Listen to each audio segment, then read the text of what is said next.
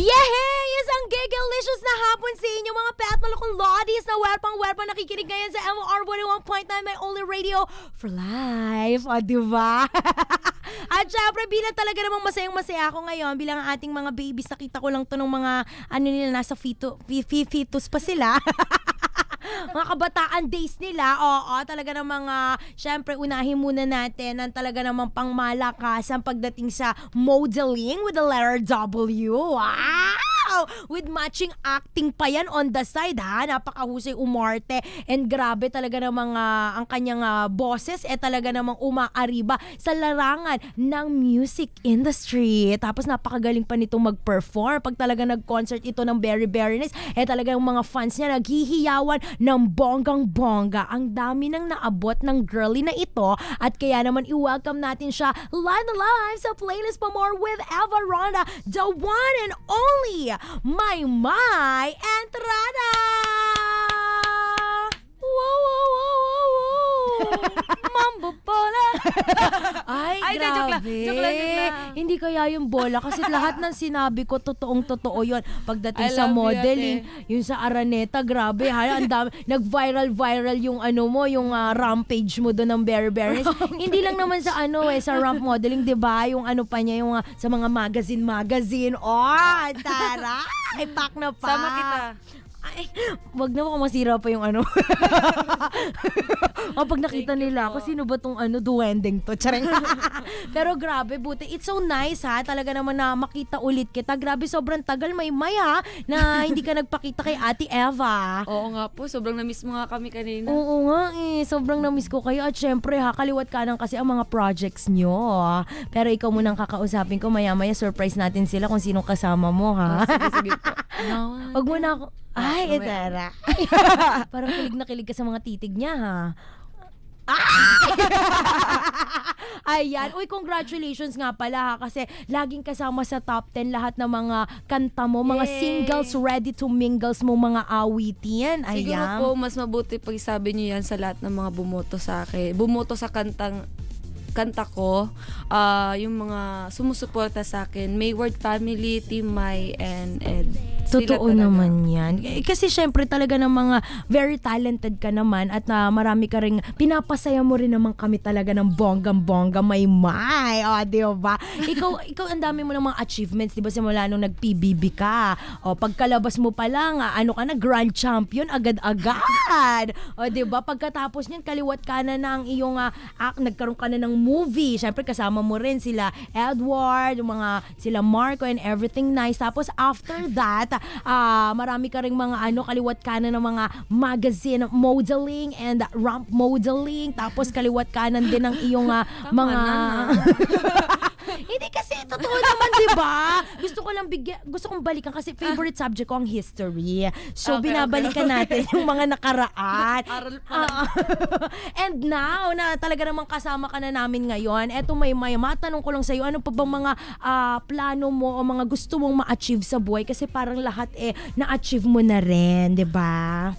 Diba? Achieve ko sa buhay. Madami pa rin. Hindi naman matatapos yung pangarap ko hanggat hindi ko pa...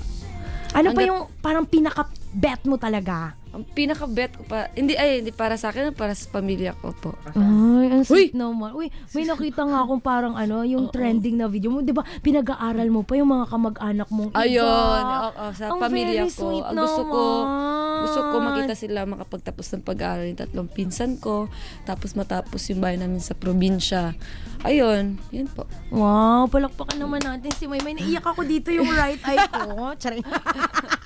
Pero ayun, bilang pag-usapan naman natin ngayon ang iyong single ready to mingle na talaga namang Okay po. maya-maya lamang ichichika natin yan kung ano yan mapapakinggan natin ng bonggang-bongga. O diba? Ano muna ang title nito? Kakayanin kaya. Kakayanin kaya.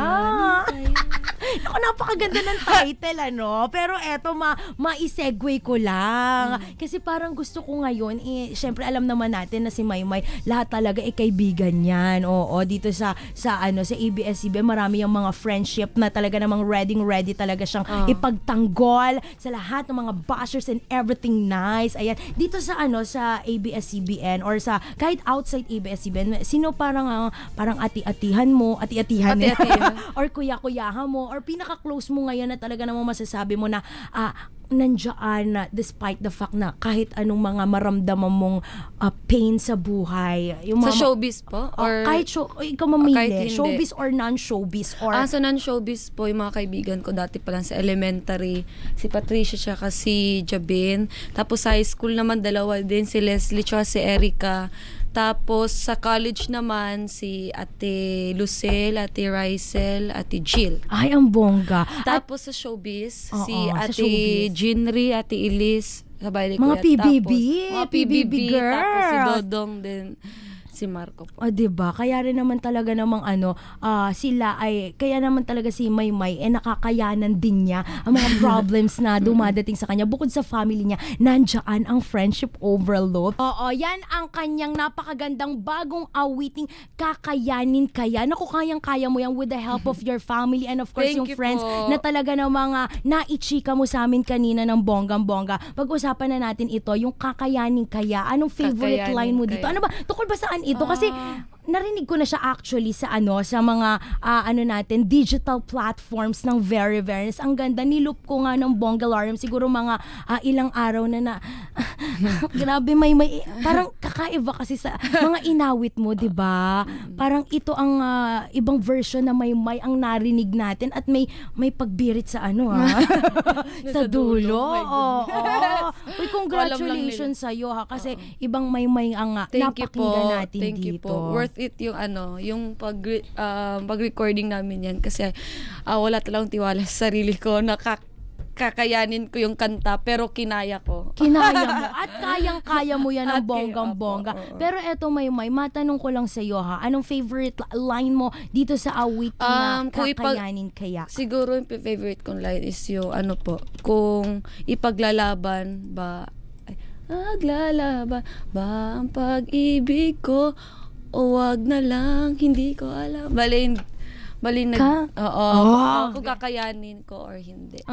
Parang yung line na yun, nag-iisip ako kung kaya ko ba, paglalaban ko ba yung pag-ibig ko, yung nararamdaman ko o hindi. At saka hindi lang naman to about sa 'di ba, yun sa mga parang jowa, pwede mo naman kayanin to sa Opo, pagmamahal mo oo. sa career mo, 'di ba? Sa iyong mga kaibigan, hindi lang to all about love life. Pero kung ikaw ay may tinutukoy dito sa awiting Kakayanin Kaya, ano kaya ito, Maymay? At bakit? Wow! Pang miss you pala yun. May Ayun. tatukoy ako kung kanino yung kantang yan. Oo, 'di ba? For example, pag narinig natin yung kanta, yung Kakayanin Kaya, yung una natin maiisip yung kung sino man yung taong mahal natin or everything. Ikaw ba kung nasa harap mo na siya, pero kasi alam ko naman na no one else, ikaw lang talaga yung love niyan eh. Kung Yeah. kakayanin ko ba dito sa showbiz o kakayanin ko ba na nakakame? Tama na guys. Kakayanin ko bang pigilan ng aking Nararamdaman. hindi naiiig po kasi ako Miss Eva. Kaya pala parang kanina ka pa dyan, parang lilipad ka na sa kabilang side. Yan mo po. Pero eto maitanong ko lang, Maymay ng Apo. bonggang-bongga. Ayan, bilang talaga namang ikaw ay may single ready to mingle, kanino mo naman yan dinededicate ng very, very nice. Siyempre maraming naniniwala sa'yo, mga fans mo and everything, pero may particular person ka ba na gusto mong i-dedicate Particular yan? person. Parang naalala ko lang po yung love story ng lolo't lola ko dati. Kasi bago po naging sila, may isang babae pa. So nag-iisip pumipili yung lolo ko kung sino yung Ay, ang gusto gwapo ni niya. lolo, Kung sino yung talagang mahal niya. Yung isa o yung lola ko. Kaya naisip ko lang, natatandaan ko lang. Tapos nakakatuwa na nagkatuluyan sila ng lola ko. Oo nga. Tapos kinaya ng lola ko. Kinaya naman ng lola mo yung mga ganyang challenges, Opo. di ba? Actually, yan ang magpapatatag sa isang relasyon, di ba? Yung parang minsan confuse ka ng bonggang-bongga, di ba? Di ba gano'n naman yun, Maymay? Opo. Alam ko naman na parang charing. Di ba, dumarating tayo sa point na medyo hindi natin alam na, kasi minsan may mga maraming choices, di ba? Ate mong girl and kuya mong boys. Ayan, hindi natin alam kung sino ang pipiliin natin, pero dapat mag-take lang tayo ng time, di ba? May heal din yan kung ano mo pinagdadaanan mo, kakayanin mo yan ng bonggang-bongga may. Tsare. Drama ka man natin. Hindi naman masyado. Kasi ang ganda-ganda lang talaga ng kanta mo. Thank you po. Baka pwedeng pa-live naman. Isang live lang na one line. Ayaw mo talaga? Sige na nga. Yes! Go! Online lang Oo, one line kahit 2 lines na. Charang. Ay. Natulala nang makita ka, may kasamang iba, at sa aking puso ay may kaba. Dahil nagtataka kung saan nga ba nagkamali o nakulang ba. Ano nga ba meron siya? Di ko na maalaman pa ang gagawin. Yes! Kakayanin nga. Diba? Ganun yun. Sayang, gusto ko na ituloy-tuloy Ang ganda. Titig na titig sa'yo si Edward Nandito ba si Dudong? Nandito ba siya? Parang nandito yung spirit niya. Charing. Grabe! Ang galing-galing talaga ni Maymay. Naku, maraming salamat, Maymay, ha. Thank you At po. once again, imbitahan mo sila na suportahan na ang iyong awitin. And of course, pwede nila yan na iboto ng Bongalarium dito sa GZZ sa MOR. Go! Una-una po napapasalamat ako sa lahat po ng nag-appreciate ng kanta pong Kakayanin Kaya. Talagang overwhelmed po, at saka nalaman ko pa na trending nga daw siya sa YouTube, at saka number 1 at number 2 yung kanta namin ni Dudong sa iTunes po, no? Ayun, maraming salamat po, at available na po siya dito sa MOR. Sana po iboto niyo at supportan niyo po ang Kakayanin Kaya, composed by Miss Milaine H. Nabia at Sir Marlon H. Nabia, produced by Rock Santos. Yan! Thank you po! Ang astig talaga ni Sir Rock Santos, ha? In fairness, ang galing mag-produce ng bonggang-bongga. Naku, maraming... Ang pumili nga po ng kanta niya, na pinakanta sa akin, si Sir Roxy Likigan. Thank you po, the Sir best Roxy. din. Love you po. Ayan, ako maraming salamat sa iyo. Handa ka na ba na talaga namang mapakinggang ang iyong kakaevang awitin, Kakayanin Kaya? Kaya! Ayan! Thank you po. Parang patanong to no? Kakayanin kaya? Tsareng. Kakayanin kaya? O diba? Talaga naman sa lahat ng mga ating mong girls, kuya mong boys ko dyan na may mga pinagdadaanan, mga nako-confuse, naguguluhan sa kanilang mga minamahal sa buhay. Nako, ating mong girl, kuya mong boy, kaya nyo yan. Diba nga? Sabi nga nila, darating din ang right person para sa'yo. Yung mafe-feel mo na minsan na talagang yun na yung tamang tao for you. No one else, kundi yun lang. Kaya eto, nako ha, bilang talagang kanina, kinikwento ko nga sa inyo, nag-e-enjoy ako dito habang nagko-commercial tayo, bilang nakikita nga natin ang talaga namang pangmalakasan na si Maymay and si Edward Barber na talaga namang pinapakilig ang ating mga kapamilyang kamerkada dito. Ngayon, nako, tsak na tsak sa lahat ng mga girls out there, talagang sabay-sabay tayong tumili bilang talaga namang isang napakagwapong kabataang Pinoy ang talaga namang maririnig natin ngayon. O diba, ang kanyang mga mata pa lang, ang kanyang eyebrows pa lang, kilay pa lang, talaga namang pangmalakasan na. What more kung kumanta pa siya, di ba? Marami rin tong mga achievements sa buhay, lalong-lalo na talaga namang pag nagsanib puwersa pa sila ni Maymay, Mayward Babies, talagang kilig to the bones ang emote natin. Kaya hindi ko na ito patatagalin pa. Live na live ang napakagwapo, very talented Edward Barber!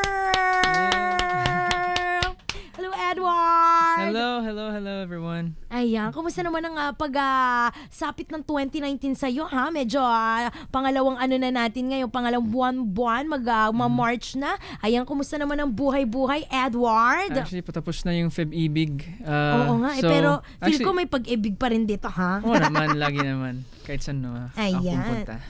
Ano ba? Ang supportive ni Maymay doon, kikinig sa'yo.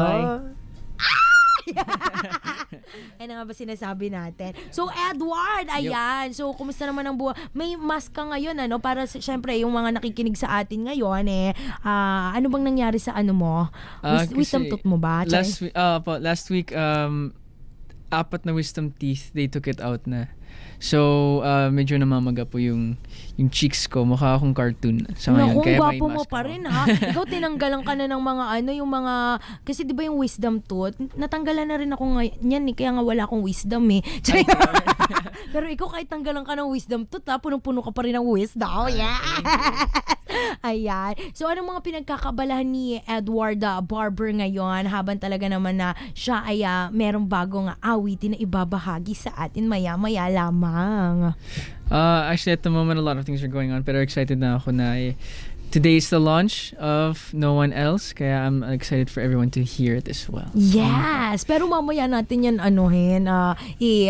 ikalembang ng very, very nice. Uy, congratulations pala, ha? Kasi talagang lagi rin kasabay nung mga awitin ni Maymay. Yung awitin mo rin, lalo-lalo na yung BMG, laging Yes. nasa top 10 ng MOR. Ayan. Ano Actually, masasabi mo doon? Gusto ko lang talaga magpasalamat sa lahat ng Mayward fans kasi nakikita ko, actually nakatag sa akin a few days ago na para sa lyric video ng No One Else, may watch party sila. So parang pumupunta sila sa internet cafe, sa computer cafe. Tapos nag-rent sila ng mga ilan computers, tapos sunod-sunod yung mga panonood ng No One Else lyric video sa YouTube.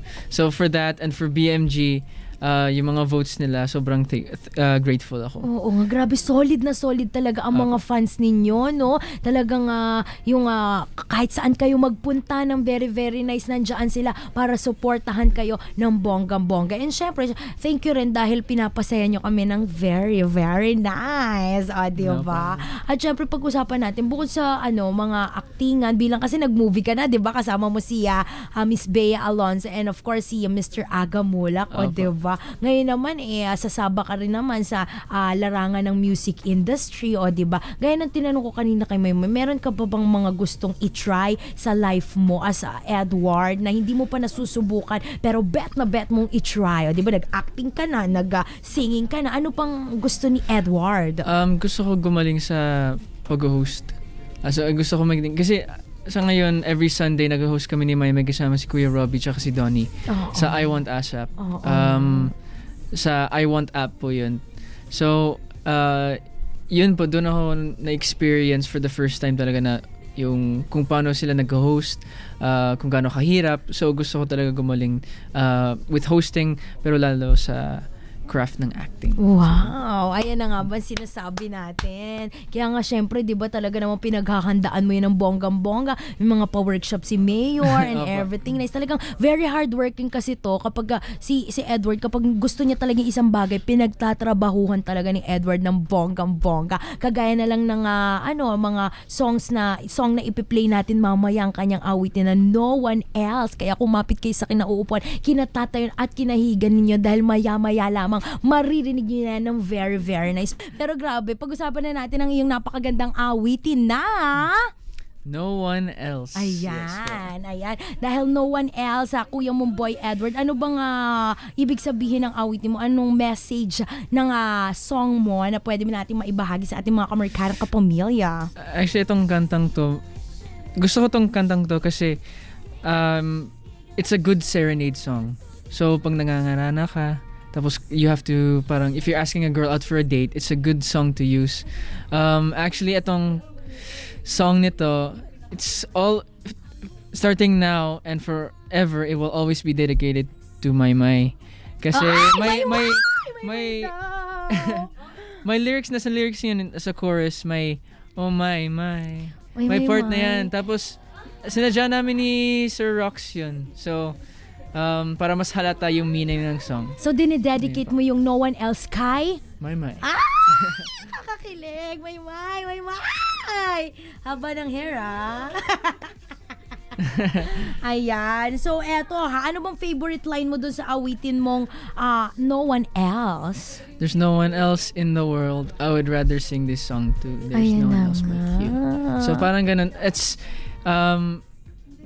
when you sing it, dapat for only one person. Don't sing it to a lot of Totoo girls. yan. Dapat isa lang talaga. Kasi no one else nga, hindi naman no two else. One lang to, no? No three else, Apo. no four else. It's no one else. Tama, Kaya isa tama. lang dapat. Title pa lang, one lang di ba? Ang taray. Sino naman mga nag-compose nito? And of course, Ay, nag-produce ng very, very nice. Yes, I want to say a big thank you to yung composer, si Denise Trisha Campañero. And of course to Sir Rox Santos for producing it. Yun po. Yan. Ako, imbitahan mo na sila na talaga ng mga suporta ng iyong awitin at i-request din. Siyempre dito sa MOR 101.9 for Life, lalo-lalo na sa GZZ. Go! Yes, guys, of course. Today is the launch of No One Else, my single here on MRR 101.9. So please support it. Sa lahat ng Mayward family and Mayward fans, thank you so much for all the support. Nakita ko yung mga tweets nyo, nakita ko yung effort nyo. So I want to say a big thank you. And to everyone who's listening or who will listen to it for the first time mamaya, nagpapasalamat ako sa love nyo. Thank you. Ayan. Ako, maraming salamat sa iyo, ha, bro. What's up, dude, man? You know? At mamaya, ha, sa pagbabalik natin, wag mo na silang maglipat ng estasyon dahil meron pa kapang pasabog sa kanila. Nakakaiba talaga Yes. ng bonggang-bongga. Pero for the meantime, excited na kaming lahat na talaga namang mapakinggan. First time ever dito sa Playlist Pa More with Everonda sa MOR 101.9, My Only Radio for Life, ang iyong awiting No one else. Ayan. Handa ka na ba, Edward, na ma-play natin to ng bonggang-bongga? Handa na Ready ba ang po. lahat? Yes! Yes! O, diba? Wag na natin ito patagalin pa. Ito na ang awitin ni Edward Barbers na No One Else.